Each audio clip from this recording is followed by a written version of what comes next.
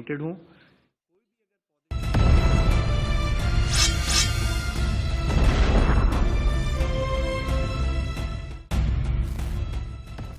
प्रयागराज में कैसा कोरोना प्रयाग चल रहा है? कौन है प्रयागराज की कोरोना पाठशाला का professor Shahid? Allahabad central university का प्रोफेसर शाहिद दिल्ली की तबलीग जमात के मरकज में गया था। रसूलाबाद इलाके में रहने वाला शाहिद कुछ महीने पहले इथियोपिया गया था। फिर 6 से 10 मार्च के बीच निजामुद्दीन के मरकज गया था और पुलिस और मुख्यमंत्री के बार बार अपील करने के बावजूद भी उसने ये बात छिपाए रखी। सिर्फ इतना ही नहीं, आपको याद होगा कि प्रदेशों के कई मुख्यमंत्रियों ने वार्निंग दी थी जमातियों को कि वो छिपे नहीं, सामने आए, अपना टेस्ट करवाकर क्वारंटीन हो जाए। लेकिन फिर भी कभी लखनऊ के कंटोनमेंट इलाके से बरामद होते हैं, कभी प्रयागराज के मस्जिदों में छिपे पाए जाते हैं जमाती। पुलिस तलाश कर रही है उनकी। कोरोना जमाती आगे आगे, यूपी पुलिस पीछे पीछे। कुछ 30 लोग आज गिरफ्तार हुए हैं प्रयागराज में। उनमें प्रोफेसर शाहिद के अलावा 16 विदेशी हैं, 7 इंडोनेशिया से, 9 थाईलैंड से। अब्दुल्ला मस्जिद, हीरा मस्जिद की देखरेख करने वालों को भी अरेस्ट किया गया है क्योंकि इन्होंने जमातियों को शरण दी थी, छुपाया था। प्रोफेसर शाहिद लंबे अरसे से तबलीग जमात से जुड़े हुए हैं, बड़े पदों पर रहे हैं। इलाहाबाद लौटकर 12 से 16 मार्च 5 दिन तक प्रोफेसर साहब एग्जामिनर की ड्यूटी निभाते हैं। मतलब एक कमरे में 150 विद्यार्थियों को वो एग्जामिनेशन हॉल में वो उनके साथ है 5 दिनों तक। सोचिए, अब प्रशासन को हर एक उस व्यक्ति के पास जाकर उन्हें क्वारंटीन करना होगा, कहना होगा क्वारंटीन में जाइए। इससे पहले मैंने आपको बताया था इसी चैनल पर, मेरे शो पर, तबलीग से जुड़ा हुआ डॉक्टर मुंबई के वॉकहार्ट हॉस्पिटल में 50 लोगों को कैसे तबाह कर देता है, डॉक्टर्स मेडिकल स्टाफ को कैसे संक्रमित कर देता है। कुछ लोग कहते हैं नादानी है, कुछ लोग कहते हैं तबलीग जमात के लोगों की अज्ञानता है। ये प्रोफेसर था, डॉक्टर था, पढ़े लिखे लोग हैं, कानून जानते हैं, मेडिकल विज्ञान से पूरी तरह से अवगत है, फिर भी बेनिफिट ऑफ डाउट देना चाहते हैं आप इनको। तबलीग जमात की तकलीफ की फहरिस्त लगातार बढ़ती जा रही है। कभी मुरादाबाद में कोरोना वॉरियर्स पर जानलेवा हमला कर देते हैं, कभी गाजियाबाद में महिलाओं के सामने अश्लीलता वाला डांस कर लेते हैं, कभी नरेला में खुलेआम शौच करते हैं, कभी द्वारका में पेशाब की बोतल से संक्रमित करने की कोशिश करते हैं। जमातियों की इस जहालत का इलाज क्या है? देश में आज 18,000 का आंकड़ा पार हो चुका है संक्रमितों का, और इसमें तबलीग जमात का योगदान 30% है। मैं नहीं कह रहा, यह हेल्थ मिनिस्ट्री कह रहा है, जिसकी प्रेस कॉन्फ्रेंस आप सुन रहे थे। सुनिए क्या कहते हैं वो तबलीग जमात के बारे में। उत्तर प्रदेश में 1200 से अधिक केस है, उसमें 814 केस तबलीग जमात से, 64%। दिल्ली में 70%, तमिलनाडु में 90%। मैं नहीं कह रहा, कौन कह रहा है? सुनिए सुनिए ये बात। 378 पॉजिटिव केसेस जो आए हैं, उसमें से 4,291 लगभग 29.8% केसेस निजामुद्दीन मरकज क्लस्टर से सिंगल सोर्स से संबंधित पाए गए हैं, जिससे 23 स्टेट्स और यूनियन टेरिटरी से इससे रिलेटेड केसेस पाए गए। मुख्यतः तमिलनाडु, दिल्ली, तेलंगाना, उत्तर प्रदेश और आंध्र प्रदेश जैसी हाई डिजीज बर्डन स्टेट्स में, जो कि top 10 states in terms of case loads हैं, वहां पर इस पर्टिकुलर इंसिडेंट से रिलेटेड केसेस पाए गए हैं। तमिलनाडु में 84% केसेस, दिल्ली में 63% केसेस, तेलंगाना में 79% केसेस, यूपी में 59% केसेस और आंध्र प्रदेश में 61% केसेस इस इवेंट से लिंक नोट किए गए हैं। राष्ट्रीय एयरपोर्ट और भी कई जगह है, लेकिन सबसे ज़्यादा लोग यहाँ आते हैं। सबसे ज़्यादा लोग यहाँ आए, उनको हमने क्वारंटाइन में रखा, लेकिन उसके पहले नहीं रखा था, बाद में आई गाइडलाइंस। तो सबसे ज़्यादा मार दिल्ली को बर्दाश्त करनी पड़ी। मरकज़ के अंदर जो इंसिडेंट हुआ, उसका भी सबसे ज़्यादा मार दिल्ली को बर्दाश्त करनी पड़ी। इसे दिल्ली पे सबसे बड़ी जिम्मेदारी। इसमें 168 तो केवल तबलीगी जमात से जुड़े हुए हैं, अन्यथा उत्तर प्रदेश के अंदर हम लोग कंट्रोल करने की ओर पूरी तरह इसको बढ़ चुके थे, लेकिन अचानक ये संख्या बढ़ी है। तो आज का हैशटैग है तकलीफ जमात, और सवाल यही है कि तबलीग की तकलीफ अब भी जारी, छिपकर कब तक फैलाएंगे महामारी? पहले महामारी फैलाएंगे, फिर मर्यादा भूल जाएंगे, अब उनके सरगना साथ की तरह छिप जाएंगे? क्या जमात भारत के लॉकडाउन 2.0 को साजिशन, एक गहरी साजिश के तहत उसको फेल करने के लिए कटिबद्ध हो चुकी है क्या? और महामारी का मौलाना साथ कहां छुपा हुआ है? उसके जमातियों के साथ वो कहां छुपा हुआ है? कौन पनाह दे रहा है इन जमातियों को? इन तमाम सवालों का जवाब लेंगे। मेरे साथ 4 मेहमान जुड़ चुके हैं, उनका परिचय कराना चाहता हूं। मेरे साथ बीजेपी के राष्ट्रीय प्रवक्ता जयराम विप्लव है, मेरे साथ आरएसएस से प्रोफेसर डॉक्टर वंदना पांडे जी है, मेरे साथ राजनीतिक विश्लेषक सैयद अब्बास है और मेरे साथ इस्लामिक स्कॉलर अतीकुर रहमान है। शुरुआत में सबको मैं 40-40 सेकंड का नॉन स्टॉप मौका दूंगा, पर एक ही आपसे गुजारिश है कि जैसे लॉकडाउन के नियम फॉलो हो रहे, शो के भी नियम फॉलो होंगे। अनुशासन से बोलेंगे तो आपकी बात समझ में आएगी। जब आप बोल रहे होंगे कोई बीच में नहीं बोलेगा, और जब मैं आपसे दरख्वास्त करूं तो प्लीज रुक जाइएगा। शुरुआत करते हैं हम अतीकुर रहमान जी आपसे।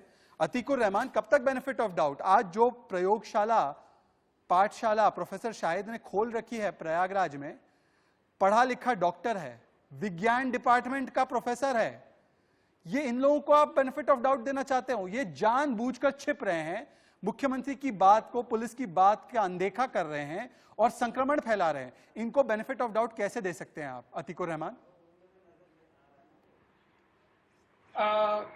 देखिए, मैं जो भी इस किस्म की डिबेट्स पे गया हूं, शहजाद, मैंने कहा है कि हम इनको कोई बेनिफिट ऑफ डाउट भी देना पसंद नहीं कर रहे हैं और ना कोई इनको सपोर्ट करना पसंद कर रहे हैं। अब आप ये जो डॉक्टर साहब का नाम ले रहे हैं, क्योंकि मेरे सामने ये फर्स्ट टाइम केस आया है और जहां तक कि मैं अंदाजा लगा रहा हूं, शुरू में शहजाद अगर आप जानेंगे तो जो मरकज से जुड़े लोगों को भी हमने एडवाइस दी थी, वो एडवाइस ये थी कि अगर आपको सिम्टम हो तो आप अपने आप को 14 दिन के लिए क्वारंटाइन कर लें। अब आके देखिए, ये एसिम्प्टोमेटिक लोगों को भी होना शुरू किया। ये 2 दिन पहले हेल्थ मिनिस्ट्री ने कहा।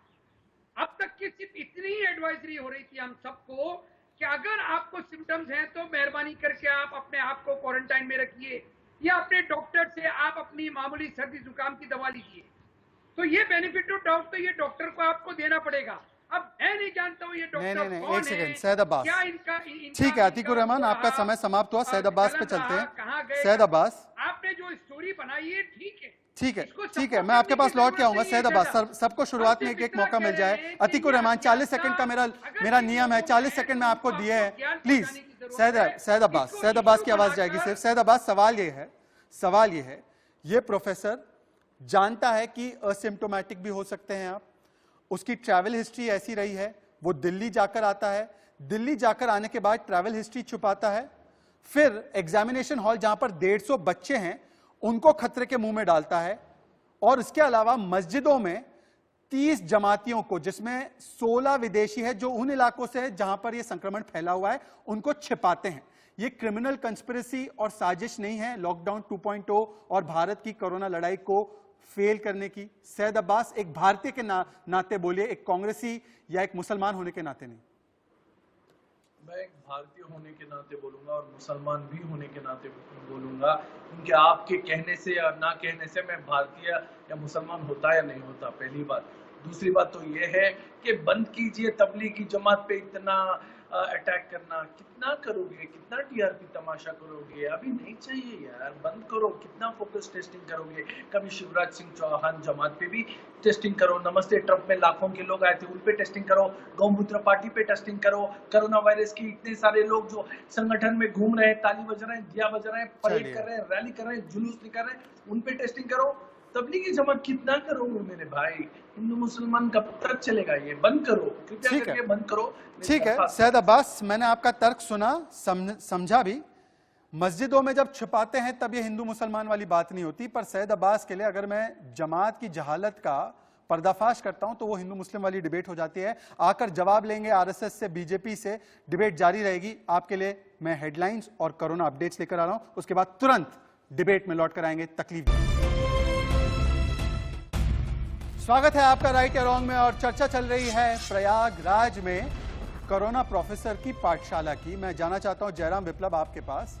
मैंने शुरुआती दौर में मौका दिया अतीकुर रहमान, सैयद अब्बास को। सैयद अब्बास बोलते हैं बातचीत इसकी नहीं होनी चाहिए, हिंदू मुस्लिम मत कीजिए, पर जब इनको छिपाने की बात होती है, मस्जिदों का इस्तेमाल होता है, मस्जिदों के रखवालों को गिरफ्तार भी किया गया है, और ये कब तक जमातियों की जहालत पर सेक्युलर जमात चुप रहेगी? मुरादाबाद से लेकर नरेला तक और आज जो ये घटना सामने आई है, क्या इसके बारे में बोला भी नहीं जाए? दिल्ली के मुख्यमंत्री सांप्रदायिक है क्या जयराम विप्लव, जो ये उठा रहे हैं इस बात को? देखिए ये सबसे पहले तो ये लोग जो बेनिफिट ऑफ डाउट देने की कोशिश कर रहे हैं वो पूरी तरह से गलत है।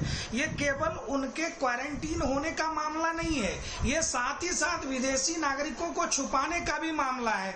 दूसरी चीज, ये एक दिन की बात नहीं है साहब, पिछले 30-35 दिनों से देश देख रहा है कि लगातार गलतियों पे गलतियां की जा रही है, और मैं इसको गलती भी नहीं बल्कि एक प्रकार का अपराध कहूंगा, जो मानवता के प्रति अपराध है, देश के प्रति अपराध है, समाज के प्रति अपराध है, अपने परिवार वालों के प्रति अपराध है। और ये जमाती जो आज छुपे हुए घूम रहे हैं, छुपे छुपे चल रहे हैं। आपने तो देखा कि इंदौर से ये खबरें भी आई कि वहां पर कुछ लोग सेल्फी घरों में हॉस्पिटल चला रहे हैं और अपना इलाज करने की कोशिश कर रहे हैं। ये जो हरकतें हैं इनकी, ये बिल्कुल ही निंदनीय है और इनको किसी भी तरह का बेनिफिट ऑफ डाउट नहीं दिया जाना चाहिए। वंदना जी को आज डिबेट पर इसलिए मैंने बुलाया, केवल आरएसएस के पक्ष के लिए नहीं। वंदना जी खुद एक प्रोफेसर है, वो सिखाती है, बच्चों की एक तरीके से गार्जियन है। प्रोफेसर शाहिद भी उन 150 बच्चों के गार्जियन थे मैडम। वो डॉक्टर, वॉकहार्ट वाला डॉक्टर, जमाती डॉक्टर, वो भी अपने पेशेंट्स का, अपने स्टाफ का गार्जियन था। पर ये मानसिकता किस तरीके से है वंदना जी, ये मानसिकता किस तरीके की है कि कोरोना कैरियर बन के हम संक्रमित कर देंगे क्योंकि हमें मोदी से आपत्ति है, हमें लॉकडाउन से आपत्ति है, लॉकडाउन फेल करना है? वंदना जी,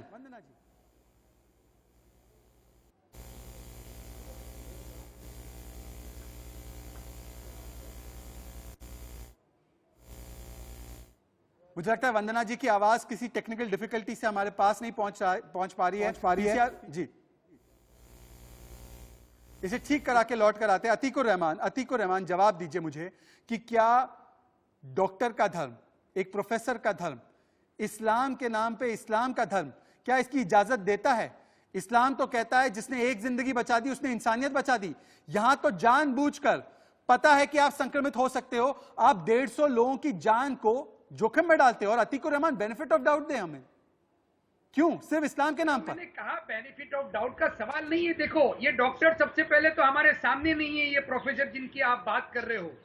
आपने उनका कोई इंटरव्यू अगर लिया होता और ज्यादा खुलासा वो करते। क्या वो सिम्टोमेटिक होने के बावजूद अगर इस चीज को लेकर घूम रहे थे? अतीकुर रहमान वो मरकज गए थे, मरकज जाने वाले को डिस्क्लोज करना था, वो लोग छुपा रहे थे, विदेशी छुपा रहे थे, खुद भी छुप रहे थे। क्यों आप इस तरीके की बात कर रहे हो? जयराम विप्लव बता रहे हैं, जयराम विप्लव, एक कम्युनिटी को, समुदाय को पिन पॉइंट करके, अतीकुर रहमान करके क्या धर्म के नाम पर यह अधर्म को बचाना बंद करो। अतीकुर रहमान आप इतने सुलझे हुए व्यक्ति है। जयराम विप्लव, हो चुके हो आप कि आप एक समुदाय को सिर्फ नीचा, जयराम विप्लव की आवाज को भी बढ़ाया जाए। समुदाय का वोट बैंक कंसोलिडेट करने की कोशिश कर रहे हो। में जब मरकज का मामला सामने आया तो देश में जितने भी लोग उससे जुड़े हुए लोग थे, जो भी उस मरकज में शामिल हुए थे, चाहे उनको किसी प्रकार का सिम्पटम दिख रहा हो या ना दिख रहा हो, उनकी खोजबीन की जा रही थी और 14 दिनों का क्वारंटीन तो उनको करना ही था। अतीकुर रहमान ने जयराम विप्लव विभाग के भी निर्देश थे और गृह मंत्रालय के भी निर्देश थे। सिम्टम से इसका कोई लेना देना नहीं। यदि आप मरकज में शामिल हुए थे तो आपको 14 दिन का न्यूनतम, यही पॉइंट है सैयद अब्बास, मरकज में शामिल होने वालों को डिस्क्लोज करना था, सामने आना था। सैयद अब्बास, सबसे पहले मैं तमाम जो भाजपा आरएसएस के तमाम प्रवक्ता हैं उनको मैं एक सलाह देना चाहूंगा। आरएसएस को सलाह देनी बंद कर दीजिए, जमातियों को दीजिए, जमातियों को दीजिए। नहीं, सबसे पहले जमातियों को दीजिए ना, जमाती प्रोफेसर को दीजिए, जमाती डॉक्टर को दीजिए। सैयद अब्बास सलाह आपकी। आप आरएसएस के प्रवक्ता हैं क्या? मैं आपसे कह रहा हूँ जिन जमातियों के प्रवक्ता बनकर आप बैठे हैं उनको सलाह दीजिए कि क्वारंटीन हो जाए, मरकज गए हैं तो। ओ भैया आप निष्पक्ष रहना सीखिए, पत्रकार हैं। मैं निष्पक्ष नहीं, मैं देश की तरफ हूँ, आप धर्म की तरफ है। मैं निष्पक्ष कहते ही नहीं हूँ, आप धर्म की तरफ है, मैं देश की तरफ हूँ। आपने बात सही कही। आप लॉयर हैं या लायर हैं? पहले ये बताइए, लॉयर हैं या लायर हैं? सैयद अब्बास चुटकुला करने का मन है तो 9 बजे का कपिल शर्मा का स्लॉट पकड़ लीजिए आप। फेक न्यूज फैक्ट्री चला रहे हैं क्या? ये फेक न्यूज है। कितना करोगे यार? टुकड़ों के लिए कितना खुद को बेच दोगे? अपनी आत्मा उसको भी भेज दोगे क्या? व्यक्तिगत बस हमले करो वो यार। करते हैं जिनके पास अरे तर्क की बस कमी करो। हो, शब्दों की अरे कमी हो, आप आर्ग्यूमेंट्स की कोई कमी हो। आदमी, मैं ये आपको बता आप दूं। हर चैनल में व्यक्तिगत होते हो। हम क्यों मैं छोड़ेंगे? वंदना जी आपके अरे पास आना भैया, चाहता हूँ। देखिए सैयद अब्बास से हाँ जी जी भाई, जी। आवाज आ रही है आप आप तक? शेर को हम आ रही है सवाल वंदना से जी, याद एक रखो। सेकंड। सैयद अब्बास, ठीक है, ठीक है। वंदना जी, शेर को मेरा हम सवाल सवाल आपसे से यही याद था रखो। कि कौन सा ऐसा जी। प्रोफेसर है, कौन सा ऐसा डॉक्टर है, और प्रोफेसर के बारे में इसलिए पूछा क्योंकि आप खुद पढ़ाती हैं, कौन सा ऐसा प्रोफेसर है जरा जो जानता तेज है। बोलिए, आपकी आवाज नहीं आ रही है। मेरी आवाज जा रही है आपके पास? आपके पास मेरी आवाज आ रही है वंदना जी जी? जी हाँ, आ रही है, आ रही है।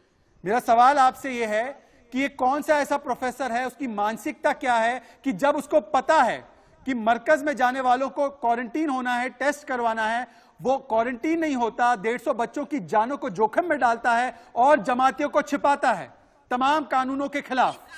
काहे का प्रोफेसर, ऐसे प्रोफेसर को तो उठा के उसकी डिग्री जला के फेंक देनी चाहिए। काहे का प्रोफेसर? वो तो शिक्षक के नाम पर धब्बा है वो व्यक्ति, जिसमें इतनी भी नैतिकता नहीं है और इतना सेंस है। कोई भी पढ़ा लिखा व्यक्ति, कोई भी प्रोफेसर, कोई भी टीचर जब अपने छात्रों के बीच में जाता है तो अपने धर्म संप्रदाय समूह से परे होता है, उसके सामने उसका छात्र होता है और वो शिक्षक होता है। उस समय छात्र का हित सबसे बड़ी चीज होती है। कैसा प्रोफेसर था वो जो है मरकज से होके आता है और तबलीग का वो सारे के सारे मरकज का जो है वो अटेंड करके आता है और ये जान रहा है कि राष्ट्र किस विभीषिका से, राष्ट्र देश किस विभीषिका से जूझ रहा, कैसी भयंकर स्थिति है, कितनी बड़ी विश्वव्यापी आपदा है, उसे इतनी सी बात समझ में नहीं आई। सैयद अब्बास, दिक्कत यह है कि जानबूझकर पढ़े लिखे लोग अगर इस तरीके से पेश आएंगे। ठीक है वंदना जी, मैं आपके पास लौट कर आ रहा हूँ। बजाय वो अपराध पर अपराध किया जा रहा है। वो काहे बात का प्रोफेसर है जो वंदना प्रोफेसर जी, नहीं है। सैयद अब्बास, प्रोफेसर के नाम वंदना पर जी, धब्बा मैं है और उसकी डिग्री उठा के जला देनी चाहिए, जिसमें इतना सेंस ही है कि इस समय आप जाति, धर्म और संप्रदाय। सैयद अब्बास, जवाब दीजिए इन बातों का, वंदना जी की बातों का जवाब दीजिए। हाँ वंदना जी, मैं आपकी तमाम बात। ठीक है वंदना जी, सुन लेते हैं, सैयद अब्बास की बात सुन लेते हैं। बचेगा, आपका देश बचेगा। ठीक है वंदना जी, सैयद अब्बास की बात सुन लेते हैं अब। जी वंदना जी, मैं आपकी तमाम बात सुना हूँ और मैं उसका जवाब देना चाहूंगा पूरे आदर और सम्मान के साथ। आप डॉक्टर की बात करते हैं, अगर ये डॉक्टर गलत है, अरे बात तो सुनिए वंदना जी, एक सेकंड सुन लेते हैं, सबकी बात सुन लेते हैं, बहुत समय है डिबेट में। वंदना जी, डिबेट में समय है, मैं आपके पास लौट कर आ रहा हूँ, प्लीज मेरे साथ थोड़ा कोऑपरेट कीजिए, थोड़ा कोऑपरेट कीजिए। वंदना जी, तमाम मेहमान, सबसे मेरी रिक्वेस्ट है कोऑपरेट कीजिए, सबके पास बारी बारी से आऊंगा, किसी के साथ अन्याय नहीं होगा। सैयद अब्बास बात रखिए, उसके बाद जयराम विप्लव। जी आदरणीय वंदना जी, मैं आपको ये बताना चाहूंगा कि मैं कर्नाटक स्टेट से हूँ और यहाँ के जो चीफ मिनिस्टर हैं येडियुरप्पा जी खुद पुलिस डिप्लॉय करते हैं वीवीआईपी एचडी कुमार उसको गलत कह रहे हैं ना, और देवेगौड़ा जी के बेटे के लिए आपके बीजेपी के कलबुर्गी में प्रोग्राम अटेंड करते हैं, 800,000 लोग के साथ होते हैं। ये कितना ये जमात के बारे में हम क्यों नहीं बात करते? उसके साथ साथ शिवराज सिंह चौहान जमात के बारे में क्यों नहीं बात करते? एक सेकंड, उन तमाम चीजों पर सवाल उठाए गए सैयद अब्बास, और वो छिप नहीं रहे मेरे भाई, मेरे काबिल दोस्त, वो छिप नहीं रहे हैं, वो थूक नहीं रहे हैं, मुरादाबाद में कोरोना वॉरियर्स पर हमला नहीं कर रहे हैं। जयराम विप्लव, तुलना की जा रही है आपके साथ, बीजेपी के कर्नाटका में परमिशन क्यों दी गई? जयराम विप्लव, आपको खुद नहीं पता। ये शहजाद भाई, ये जो तबलीगी जमात के प्रवक्ता आज हमारे साथ डिबेट में हैं, उन भाई को मैं बड़ी ही विनम्रता के साथ जरा कहना चाहता हूँ, एक तो अपनी इन जमातियों के साथ किसी की तुलना मत करिए, क्योंकि तुलना हो ही नहीं सकती। ना तो कोई छिप रहा है, ना ही कोई उसको धर्म के नाम पर छुपाने का। अरे भैया सुन लो ना, भैया जाकर राहुल गांधी को करना, सुन लीजिए सर, सुन लीजिए। इसलिए नहीं हो सकती है कि ये जमात, अरे सुन तो लो ना मेरे भाई, सुन लीजिए जयराम विप्लव की बात सुन लीजिए। सैयद अब्बास, थोड़ा कॉपी मेरे भाई, अरे अब्बास भाई मैंने आपको सुना, अब्बास भाई मैंने सुना, अरे मेरे जमाती भाई मैंने सुना ना आपको। ठीक है जयराम विप्लव, जमाती भाई सुना आपको। मेरा ये कहना है, देखिए स्पष्ट रूप से कोई भी, अब देखो ये ड्रामा करने कहीं और जाओ, शिवराज सिंह चौहान जमाती है। ठीक है सैयद अब्बास, आप रिपीट कर रहे हैं, रेपिटेशन नहीं करना है, रेपिटेशन नहीं। सैयद अब्बास रुक जाइए। जयराम विप्लव, किसी ने भी तबलीगी जमात के अलावा कहीं कोई घटना हुई हो, भीड़ इकट्ठी हुई हो, उसका धर्म के नाम पर अंधा बचाव नहीं किया, किसी ने बेनिफिट ऑफ डाउट देने की कोशिश नहीं की। यही बड़ी अंतर है। दूसरा, उनमें से कहीं भी संक्रमण की कोई बात सामने नहीं आई, हमने उसकी भी मुखालफत की। जहां जिसके खिलाफ जो कानूनी कार्रवाई हो रही है वो भी कर रहे हैं, जमात के खिलाफ भी करेंगे, हर जगह कर रहे हैं। और ये जो लोगों अतीकुर रहमान, मुझे एक बात बताइए, कोशिश कर रहे हैं ना, अच्छा ठीक है जयराम, पुलिस वालों के साथ मारपीट करो, जयराम ठीक है, ओके अतीकुर रहमान के पास जाने दीजिए। जयराम एक सेकंड रुक जाइए। अतीकुर रहमान देखिए, आप कहते हैं मतलब सेक्युलर की जमात जो है वो कहती है कि इसको हिंदू मुस्लिम मत बनाओ, पर जब ये लोग जमात के लोग मुस्लिम होने के नाते मस्जिदों का इस्तेमाल करके किसी को बचाते हैं कानून के खिलाफ, संविधान के खिलाफ, तब हिंदू मुस्लिम तो जमाती बना रहे हैं ना सर। मुस्लिमों का चोला पहनाकर, धर्म का चोला पहनाकर उनके अधर्म को बचाने का काम तो जमाती कर रहे हैं। दरअसल हम तो कह रहे कि इनको उजागर करो। और पाकिस्तान में भी तबलीग जमात की जो है पूरी पोल खुल रही है, तो पाकिस्तान भी इस्लामोफोबिक है क्या? अतीकुर रहमान आपसे सवाल है, उसके बाद वंदना पांडे। शहजाद, हमारा उद्देश्य क्या है डिबेट करने का? हमारा उद्देश्य, जैसा कि आपने कहा कि आप एक भारतीय हो, आप एक मुसलमान भी हो, आप एक जिम्मेदार शहरी भी हो। हमारा उद्देश्य क्या है जी? हमारा उद्देश्य आज है कि मेडिकल फ्रेटर्निटी का हमको साथ देना है, सरकार का हमको साथ देना है। हमको कोई ऐसा पहलू बाकी नहीं रखना है हमारे समाज के अंदर जो कोरोना वायरस से लड़ने में हमको दिक्कत महसूस करे। क्या ये दिक्कत पैदा नहीं कर रहा है? 30% केस है ना सर जमात की वजह से। बात पूरी होने दीजिए प्लीज। मैं कोई वोट अबॉर्डरी में इंटरेस्ट रखता ही नहीं हूँ शहजाद। मैंने डे 1 से ये कहा कि अगर इनकी गलती हुई है तो ये सजा के हकदार हैं। अब पुलिस इनको ढूंढ रही है, बल्कि योगी आदित्यनाथ की गवर्नमेंट ने उनको पूरी तरह से डिक्लेयर कर दिया कि हमने सारे जमातियों को क्वारंटाइन कर दिया है। नहीं ऐसा नहीं है। एक सेकंड, मैं एक छोटा सा ब्रेक ले रहा हूँ, एक सेकंड। जयराम विप्लव, मैं आपके उत्तर के लिए वापस लौट कर आऊंगा। जयराम विप्लव, सैयद अब्बास, अतीकुर रहमान तीनों मेरे साथ डिबेट में बने हुए हैं। आखिरी पड़ाव में होगा राइट या रॉन्ग, और सवाल यह होगा कि अब तकलीफ जमात का, चाहे वो प्रयागराज हो, चाहे वो मुंबई का वॉकहार्ट हॉस्पिटल हो, चाहे वो मुरादाबाद हो, अब ये तकलीफ जमात का इलाज क्या है? ब्रेक के बाद लौटेंगे, आखिरी पड़ाव में होगा राइट या रॉन्ग, तुरंत जवाब लेंगे सभी से।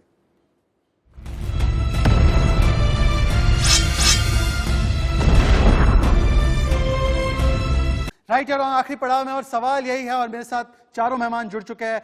वंदना जी, सवाल यही है कि क्या वोट बैंक के चलते जब जुमे की नमाज होती है बंगाल में शांत, बिल्कुल शांत, पालघर में भीड़ हत्या हो जाती है 2 साधुओं की, सेक्युलर जमात शांत, और अब ये प्रोफेसर, कोरोना का प्रोफेसर पाठशाला ले लेता है प्रयागराज में, तो सेक्युलर जमात शांत, क्या वोट बैंक के चलते? बिल्कुल वोट बैंक ही है, दूसरा कुछ भी नहीं है। बिल्कुल अच्छी बात है, लेकिन बहुत दुर्भाग्य की बात है ये, और बहुत बड़ी विडंबना है इस समाज की। इस समाज में क्या राष्ट्र नहीं रहेगा, क्या व्यक्ति नहीं बचेगा, समाज नहीं बचेगा, तो सेक्युलर लेके हम क्या बैठे रहेंगे? अतीकुर रहमान फाइनल कमेंट दीजिए। आप इस्लामोफोबिया मुस्लिमों को टारगेट मत कीजिए, तो मस्जिदों में छुपा क्यों रहे हैं? जमातियों को मस्जिदों में छुपाया क्यों जा रहा है, वो भी एक प्रोफेसर द्वारा? क्या धर्म देश के ऊपर है? Atiqur Rahman final comment. Atiqur Rahman, Vandana ji final comment का समय। समाज बचेगा। अतीकुर रहमान। शहजाद मेरे भाई, धर्म अपना जाति मामला होता है, धर्म कभी भी आड़े नहीं आता है। देश को जिम्मेदारी लेना पड़ती है सारे धर्म के लोगों की। अब जब आपकी तो जयराम, मस्जिदों में क्यों छिपा जा रहा है? धर्म जाति मामला है, तो मस्जिदों में क्यों इनको पनाह मिल रही है? क्या ये साजिश है? क्या ये साजिश की जा रही है? जयराम देखिए, सबसे पहले तो इनको यह समझना पड़ेगा कि तबलीगी जमात का मतलब इस्लाम नहीं है। इसलिए जब कभी हम तबलीगी जमात का नाम ले रहे हैं तो उसका मतलब भारत के हर मुसलमान के बारे में बात नहीं हो रही है। और यही पॉइंट है, दिस इज द पॉइंट जो मैं कहना चाह रहा हूं। सवाल उठेंगे सर। तबलीग जमात, चारों मेहमानों का धन्यवाद करना चाहता हूं, समय की थोड़ी सी कमी थी, पर हम चर्चा जारी रखेंगे। तबलीग जमात की तकलीफों का जो ठीकरा है ना, देश के मुसलमानों पर मत डालिए। ये तबलीग जमात खुद की अपनी दुकान चला रही, पर जाते जाते मैं एक चीज आपको जरूर कहना चाहूंगा तुरंत, कि एक तरफ प्रदेश के मुख्यमंत्री है योगी आदित्यनाथ, संस्कारों का कितना असर पड़ता है देखिए। उनके पूज्य पिताजी का देहांत हो जाता है, वो अंतिम संस्कार के लिए नहीं जाते क्योंकि लॉकडाउन का पालन करना है। और यहां दूसरी ओर एक प्रोफेसर, इलाहाबाद सेंट्रल यूनिवर्सिटी का प्रोफेसर, जानता है कि देश को धर्म के ऊपर रखना है, पर वो नहीं रख पाता है। पहले धर्म आता है, इससे मस्जिदों में जमातियों को छुपाया जाता है। ऐसे नहीं लड़ सकते हम कोरोना की लड़ाई। आपसे सिर्फ उतनी उम्मीद है कि देश ऊपर, देश की सेहत ऊपर, धर्म और बाकी चीजें बाद में। जय हिंद, जय भारत।